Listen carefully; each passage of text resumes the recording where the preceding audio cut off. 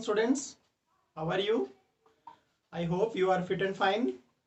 So, today we start a new chapter, arithmetic progression. After that, we revise two chapter, third and fourth chapter, the most important chapter of 10th class.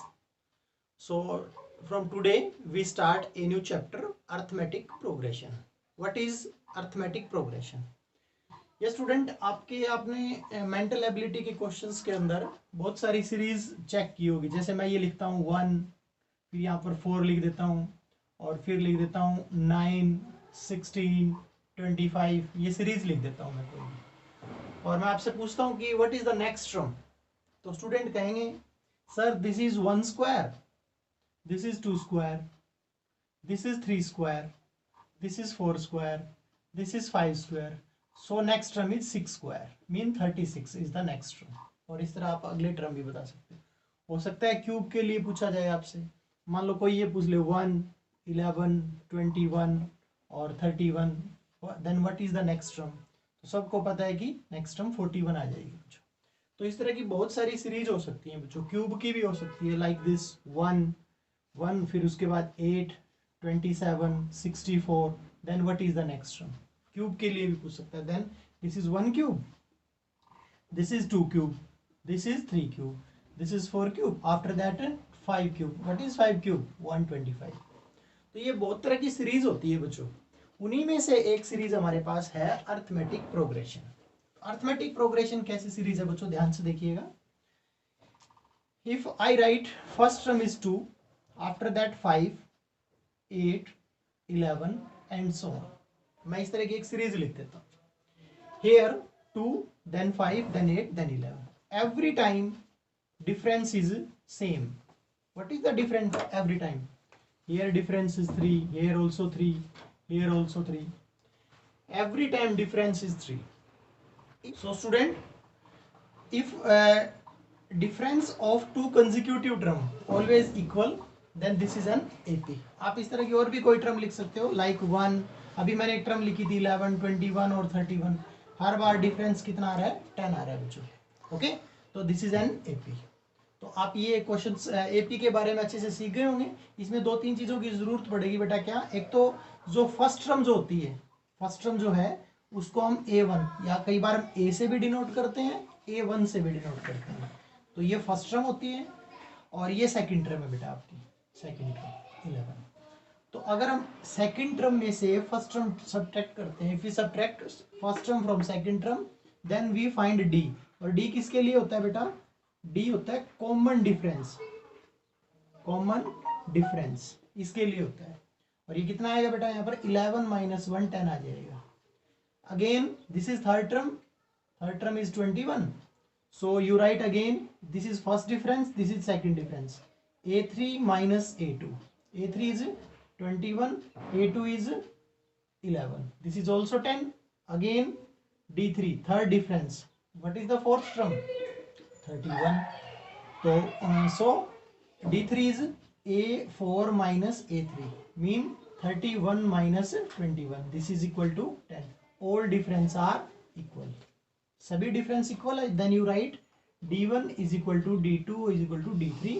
जितने भी difference आपने find out किए सभी के सभी के आगे बच्चों equal, so this is an AP. मतलब ये उस क्वेश्चन का आंसर। अगर आपसे कोई ये पूछ ले, एक सीरीज दे दे आपको और पूछे इज इट एन एपी और नॉट, तो आप ऐसे करेंगे, जितनी टर्म है सभी टर्म बताएं, हर बार इनका भी डिफरेंस इतना। यूं नहीं कि आप 2 बार डिफरेंस निकाल लें और कह दें कि एपी। मान लो यहाँ 34 होता बेटा, यहाँ 10 है, यहाँ 10 है, आप तो 2 बार चेक कर लोगे, दोनों बार इक्वल है, बट एपी तो नहीं है ये। जितनी बार टर्म दे रखी है आपको उतनी बार चेक करना है कि हर बार कॉमन डिफरेंस सेम आ रहा है कि नहीं आ रहा है। तो दिस इज एन एपी। हर बार आपको एक फर्स्ट डिफरेंस, सेकंड, थर्ड और all difference are equal, then we say this is common difference, यानी हर डिफरेंस इक्वल है, यानी डिफरेंस कॉमन है।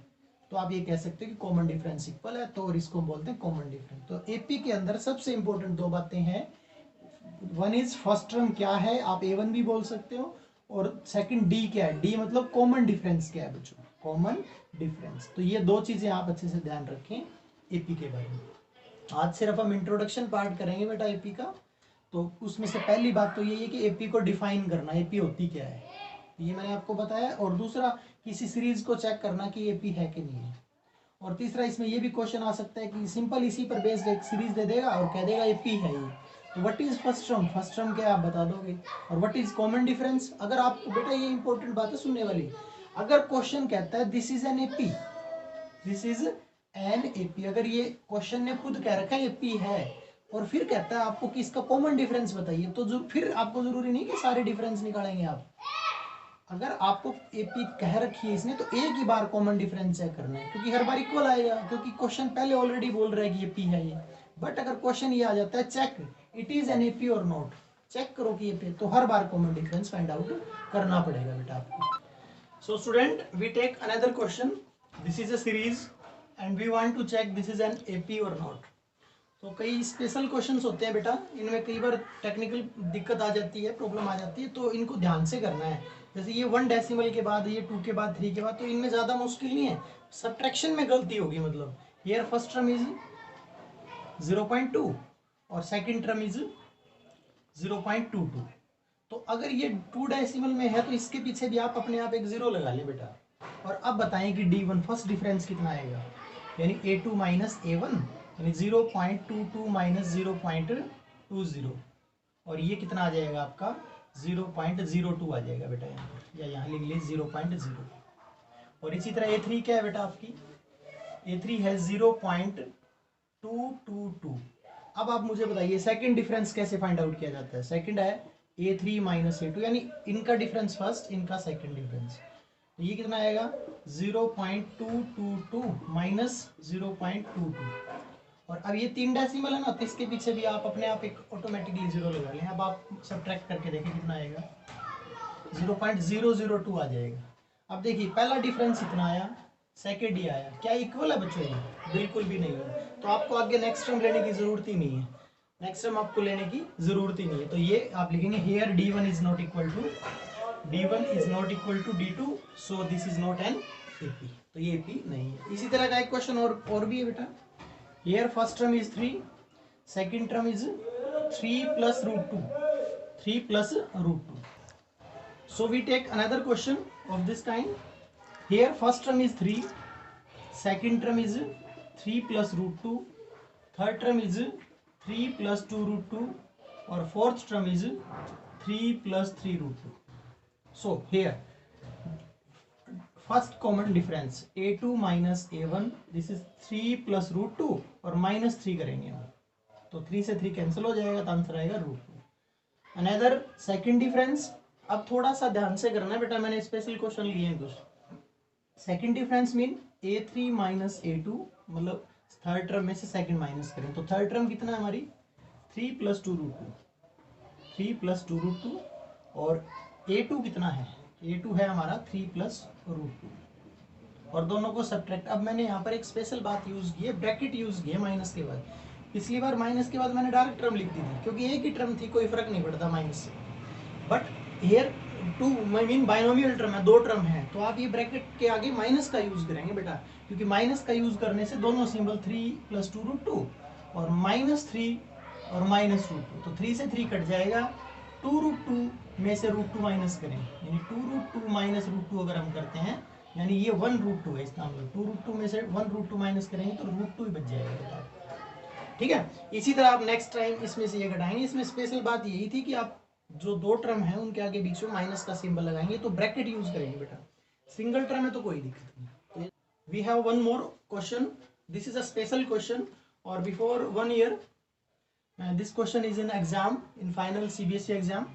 Okay, so here first term is root 2, second term is root 8, but यहाँ थोड़ा सा आप ध्यान से देखेंगे रूट 8 क्या होता है। अगर आप अलग से देखें बेटा इसको, रूट 8 के हम अगर प्राइम फैक्टर बनाते हैं तो ध्यान से देखिए 3 बार 2 आता है, तो आप यूं कर सकते हो कि 8 को यूं लिख सकते हो 2 इंटू 2 इंटू 2। अगर हम 8 का रूट की बात करें बेटा, 2 इंटू 2 इंटू 2 को अगर हम कहें तो ये पेयर बाहर निकल जाएगा रूट से, तो ये अंदर 2 बच जाएगा। तो इसको हम नेक्स्ट टाइम क्या लिख सकते हैं, इसको हम 2 रूट 2 भी लिख सकते हैं बेटा, ये थोड़ा सा ध्यान से देख लें।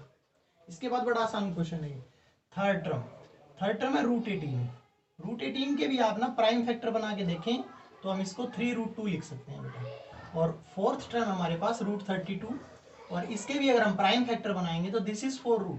अगर जिस बच्चे ने इनको रूट सोल्व कर लिया, एक क्वेश्चन अपने आप हो जाएगा। Here first difference is a2 minus a1, तो a2 है हमारा, अब 2√2 लिखेंगे आप, ना कि √8 माइनस √2, ये कितना आएगा डिफरेंस, √2 ही आ जाएगा। इसी तरह आप सेकंड डिफरेंस निकाल लीजिए, थर्ड निकाल लीजिए, ठीक है, और उसके बाद तीनों डिफरेंस इक्वल आएंगे, 3 हो या 4 जितने भी डिफरेंस हो इक्वल आएंगे, तो ये क्या हो जाएगी, एक एपी हो जाएगी बच्चों। तो ये हमारा क्वेश्चन है। कुछ वर्ड प्रॉब्लम क्वेश्चंस भी आ सकते हैं बेटा, जैसे एक क्वेश्चन है आपकी बुक में कि एक सिलेंडर में से उसका 1/4 या 1/2 गैस निकाल ली गई। 1/2 का मतलब क्या हुआ, आपके पास एक सिलेंडर है, इसका मतलब आप उसको 1 यूनिट मान लेंगे, अब इतना। अब इसमें से हाफ गैस निकाल दी, उसमें से हाफ का मतलब इसमें से, यानी फर्स्ट टर्म 1 है हमारी, शुरू में हमारे पास एक भरा हुआ सिलेंडर था, इसमें से इसका हाफ कितना होगा, 1 का हाफ कितना होता है बेटा, 1/2। ये गैस अगर इसमें से हम निकाल लें, हम 1 में से 1/2, तो कितनी बच जाएगी, 1/2 ही गैस बच जाएगी बेटा। नेक्स्ट टाइम क्या कहता है, अब हमारे पास इतनी गैस बच गई बेटा, ये पहले इतना था, अब ये भरा हुआ रह गया इतना, हाफ। अब कहता है इसका 1/2 रह गया, अब इसका भी कितना गैस निकाल लिया, 1/2 ही निकाल लें, अगर हम 1/2 ही निकाल लें हम, तो ये कितना हो जाएगा, 1/4 हो जाएगा, कितना बच जाएगा, 1/। तो इस तरह से आप सीरीज बना लेंगे और उसके बाद आप चेक करेंगे कि ये एपी है कि नहीं है, ठीक है। डिजिट और हो सकते हैं, आपकी बजाय 1/4 भी हो सकता है, कोई भी क्वेश्चन एग्जाम में आ सकता है। तो इस तरह से आप सिर्फ एक सिंपल क्वेश्चन पे ना जाइए।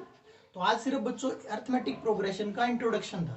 तो उम्मीद करता हूँ आपसे कि आप आज आपकी एक्सरसाइज 5.1 कंप्लीट करेंगे। बड़ी इजी सी एक्सरसाइज है, और अगर कोई डाउट आए तो मुझे व्हाट्सअप कीजिए, मेरे पर्सनल नंबर पे आपके पास है, ठीक है। तो कल हम एक एपी का बहुत इंपॉर्टेंट टॉपिक पढ़ेंगे जो एग्जाम से रिलेटेड है बेटा। तो तब तक के लिए आप ये 5.1 एक्सरसाइज कीजिए। Okay, thank you students.